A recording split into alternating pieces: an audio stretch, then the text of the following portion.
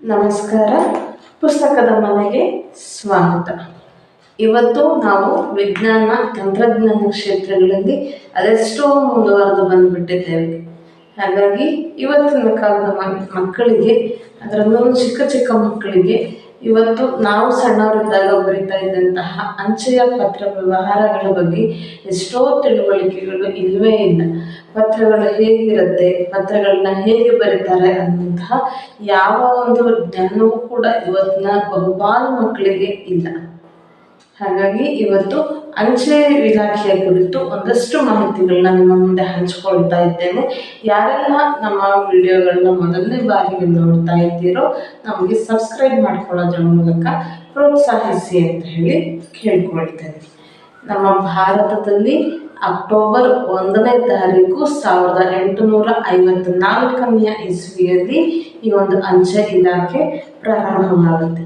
ವಿಶ್ವದಲ್ಲಿಯೇ ಅತ್ಯಂತ ದೊಡ್ಡದಾದಂತಹ ಒಂದು ಸಂಪರ್ಕ ಜಾಲವನ್ನು ಹೊಂದಿರುವಂತಹ ಒಂದು ಹೆಗ್ಗಳಿಕೆ ನಮ್ಮ ಭಾರತದ ಅಂಚೆ ಇಲಾಖೆಗೆ ಇದೆ. ಸುಮಾರು ಭಾರತದಾದ್ಯಂತ 1,56,000 ಅಂಚೆ ಇಲಾಖೆಗಳು ಕೆಲಸ ಮಾಡ್ತಾ ಇದ್ದಾವೆ ಅನ್ನುವಂತಹ ಒಂದು ವರದಿ ಕೂಡ ನಮ್ಮಲ್ಲಿದೆ. ಅದರ ಜೊತೆಗೆ ಇದರ ಪ್ರಧಾನ ಕಚೇರಿ ಅಂದರೆ ಅಂಚೆ ಕಚೇರಿಯ ಪ್ರಧಾನ ಕಚೇರಿ ಇರುವಂಥದ್ದು ಢಾಕ್ ಭವನ, ಸಂಸತ್ ಮಾರ್ಗದ, ನವದೆಹಲಿಯಲ್ಲಿ. ಅದರ ಜೊತೆಗೆ ಅದು ನಮಗೆ ಯಾವ್ಯಾವ ರೀತಿಯ ಸೇವೆಗಳನ್ನು ನೀಡುತ್ತೆ, ಅಂಚೆ ಕಚೇರಿಯಿಂದ ನಾವು ಯಾವ್ಯಾವ ರೀತಿಯಾದಂತಹ ಸೇವೆಗಳನ್ನು ಪಡ್ಕೊಳ್ಬಹುದು ಅಂತ ಹೇಳಿ ನೋಡಿದರೆ ಅದರಲ್ಲಿ ಪತ್ರ ವ್ಯವಹಾರಗಳನ್ನು ಮಾಡ್ಬೋದು.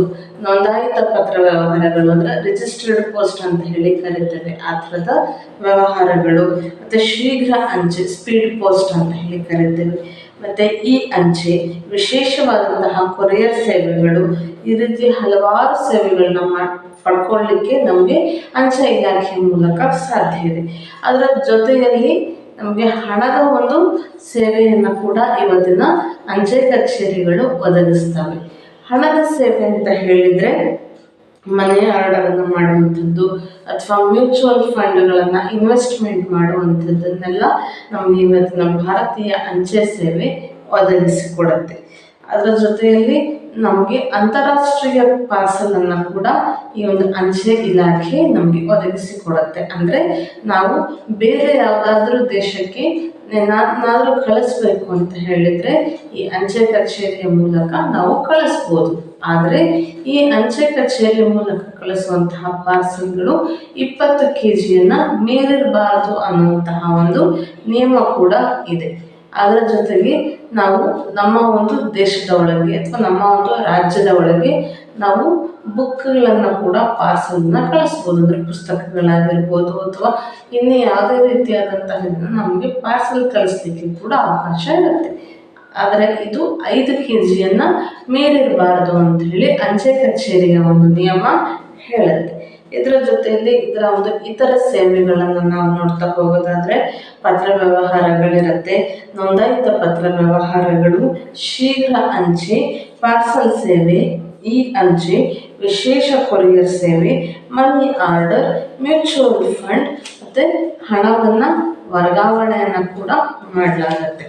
ಇದು ಎಲ್ಲದರ ಜೊತೆಯಲ್ಲಿ ರಾಷ್ಟ್ರೀಯ ಉಳಿತಾಯ ಪತ್ರ ವ್ಯವಹಾರವನ್ನು ಮಾಡಬಹುದು, ಕಿಸಾನ್ ವಿಕಾಸ್ ಪತ್ರವನ್ನು ಮಾಡಬಹುದು, ಆವರ್ತಿತ ಠೇವಣಿ ಮತ್ತು ನಿಶ್ಚಿತ ಠೇವಣಿ ಅಂದರೆ ನಾವು RD ಮತ್ತು FD ಕಟ್ತೇವೆ.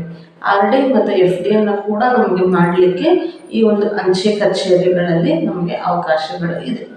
ಇದನ್ನ ರೆಕರಿಂಗ್ ಡೆಪಾಸಿಟ್ ಮತ್ತು ಸೇವಿಂಗ್ಸ್ ಡೆಪಾಸಿಟ್ಸ್ ಅಂತಲೂ ಕೂಡ ಕರೀತಾರೆ.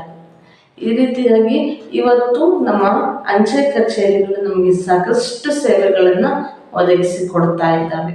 ಹಾಗೆ ಆ ಒಂದು ಅಂಚೆ ಕಚೇರಿ ಯಾವತ್ತು ಪ್ರಾರಂಭ ಆಯಿತು, ಎಲ್ಲಿ ಪ್ರಾರಂಭ ಆಯಿತು, ಅದರ ಒಂದು ಉಗಮ ಹೇಗಿತ್ತು ಅನ್ನುವಂಥ ಸಾಕಷ್ಟು ವಿಚಾರಗಳ ಕುರಿತು ಮುಂದಿನ ವಿಡಿಯೋದಲ್ಲಿ ನಿಮ್ಮೊಂದಿಗೆ ಮಾಹಿತಿಗಳನ್ನು ಹಂಚಿಕೊಳ್ತೇನೆ. ಅಲ್ಲಿವರೆಗೆ ನಮ್ಮ ವಿಡಿಯೋಗಳನ್ನು ನೋಡ್ತಾ ಇರಿ. ನಮಸ್ಕಾರ.